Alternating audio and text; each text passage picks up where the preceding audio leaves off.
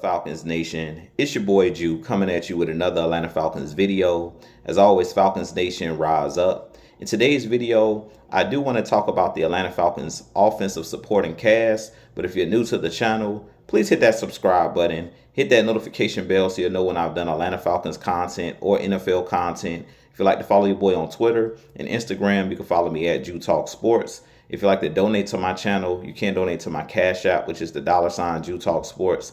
If you'd like to be a part of my Jew Talk Sports membership, you can hit that join tab here on the channel as well. But with that being said, let's jump right into the video.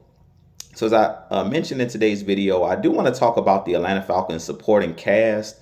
Recently, I was on Twitter and I saw a graphic from PFF, which is Pro Football Focus. I'm not big on Pro Football Focus grading and things of that nature, but I did like this graphic that I seen about our Atlanta Falcons. They basically rated the top supporting cast from last year in 2024, and the top 5 teams was like the Detroit Lions. The Atlanta Falcons was at number 2 as far as highest graded supporting cast in the NFL. They had the Baltimore Ravens at 3. They had the San Francisco 49ers at 4. And then they had the Philadelphia Eagles at 5 as far as those players being graded as far as their supporting cast in each team. And to me, I believe that this grading that the Pro Football Focus did is really accurate. I said last season that I feel like the Atlanta Falcons had one of the best supporting casts in the NFL. I felt like they surrounded Kirk Cousins with a lot of weapons between Tyler Algier, Bijan Robinson, Drake London, Kyle Pitts, Darnell Mooney, Ray McLeod. The list goes on and on. We have one of the best offensive lines in the NFL. And basically, I really feel like last year, that's the reason I kept saying over and over again when we went on that losing streak, that we didn't need Kirk Cousins to go out there and win the game for us. We just needed him to not turn the ball over and him to play smart football because he has a lot of talent around him, similar to what you see with the Philadelphia Eagles and Jalen Hurts, similar to what you see with Brock Purdy, where he has a ton of weapons around him. Last year, they had a lot of injuries, but he has guys like Kittle, Ayuk, C-Mac in the backfield. He has a ton of weapons and a really good offensive line there in San Francisco. They surrounded him with a lot of talent.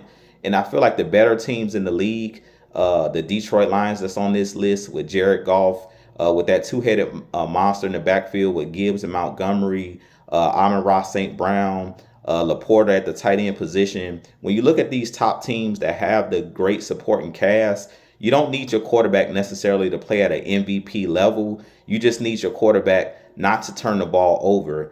And I wanted to talk about this because heading into 2025, I really feel like the Falcons are coming back with one of the best supporting casts again in the NFL. And I've stated over and over again this offseason that Michael Penix Jr., I really feel like he shouldn't have a whole lot of pressure on his shoulders this season because he's a first-year starter. He has a ton of weapons around him. The Falcons have still the same supporting cast from last season. So I really feel like Michael Penix Jr. is being placed in a great position. We've seen last year Jalen Hurts was able to win the Super Bowl, and that's due to him having a stacked team. If you look at the A.J. Browns of the world, if you look at the Devontae Smiths of the world, the Saquon Barkleys, and that offensive line that they have, Lane Johnson, and all of the really good guys that they have on their offensive line, the Jordan Mailatas, it goes to show you if you put your quarterback in a good position, a good coaching staff, you're able to do great things. And I really feel like Michael Penix Jr. is going to have a chance to do some special things this year, but it's because I don't expect him to have to do a whole lot. Yes, this offense does require your quarterback to be the point guard and to distribute the ball down the field and hit the open man. But I really feel like we have a lot of guys on this team that are explosive and that can make plays after the catch. Guys like Bijan Robinson can take a 5-yard swing pass and take it to the house. Guys like Darnell Mooney, we've seen last year numerous times where you throw him the ball a little 15-yard out, he turns up the field and makes a 25-yard, a 30-yard explosive play. So I really feel like those are the things that I'm going to be watching for this season. I really feel like Michael Penix Jr., as I mentioned, is in a great situation. Most young quarterbacks, when they come into the league as a top draft pick, they're not picked up by a team that's in the situation that Michael Penix is in, where pretty much this Atlanta Falcons offense is built. We really don't have any weaknesses or any holes on this team. And I really feel like Michael Penix is in one of the best positions in the NFL with all of the weapons that he has at his disposal. I really feel like it's going to come down to his decision making this year as far as leading this Falcons team to the playoffs.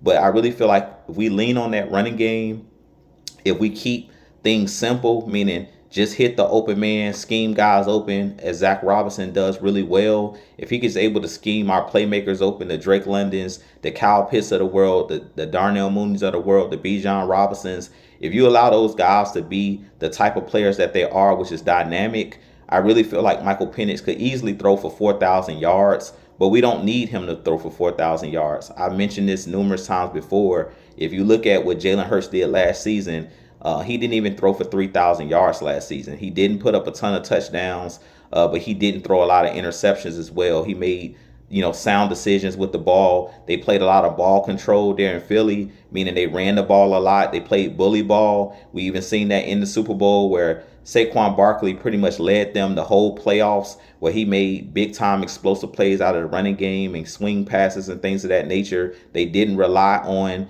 Jalen Hurts' ability to read defenses. They didn't rely on his arm to win them that Super Bowl. They relied on the trenches with that defense and that offensive line, and they allowed Saquon Barkley to eat off of that and allowed Jalen Hurts to play action pass off the run game. So I really feel like this Atlanta Falcons team has a chance to be special. I thought it was very interesting to see Pro Football Focus have our Atlanta Falcons rated as the top or the number 2 supporting cast in the league. I mean, behind the Detroit Lions, they had the Falcons there. I think we graded out at like a 88.9 or something crazy like that on the graphic. So with that being said, you guys give me your thoughts on Pro Football Focus and, their recent list that they put out as far as the best supporting cast in the NFL. As you guys know, it takes a team to win Super Bowls, and I really feel like the Falcons and Terry Fontenot has done a great job of building this roster, especially on the offensive side of the ball, but even this offseason of building that defense. And I really feel like this is going to be an exciting time for Atlanta Falcons fans. I really feel like we're going to have a really good season. I really feel like they've done a great job of, even if you have a couple injuries, which we're knocking on wood, we don't want to see anybody get injured, but I really feel like this team has a lot of depth as well. So with that being said, I have a lot more content coming for you guys. As always, Falcons Nation, rise up, be blessed, peace.